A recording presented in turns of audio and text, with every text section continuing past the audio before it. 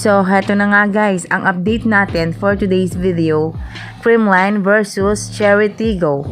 Nagkaharap na nga ang parehong natalong koponan, kaya ngayon ay gigil na gigil ang bawat team. Gemma Galanza, nagpakawala agad ng mga malalakas na palo. Binakapan naman ito ni Celine Domingo at nagdulot ito ng kanilang mga puntos. Nagkaka-error man ang Creamline pero binabawi agad nito ni Gia Morado. Ganon din si Michelle Gumabaw at Tot Carlos. Dahil nagkakainitan na ang laban sa mga long rally at napako ang Cherry Tigo sa score na 16-6. Kaya dito muling nakakabawi ang Creamline.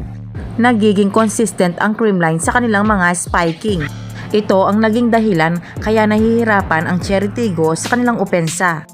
At dito patuloy na tumaas ang score ng Creamline. Nakakabawi man ang Creamline pero bumabawi din naman ang Cherry Tigo. Nag-contribute naman si Celine Domingo gamit ang kanyang blocking.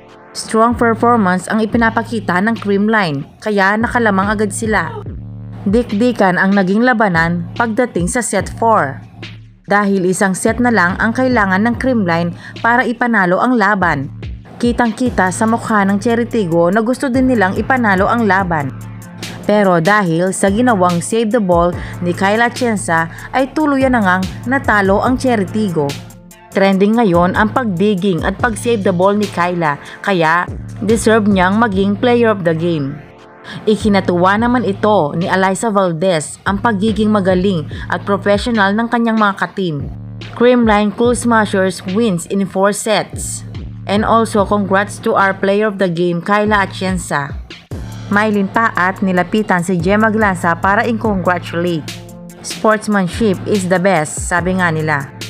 Congratulations Creamline Cool Smashers.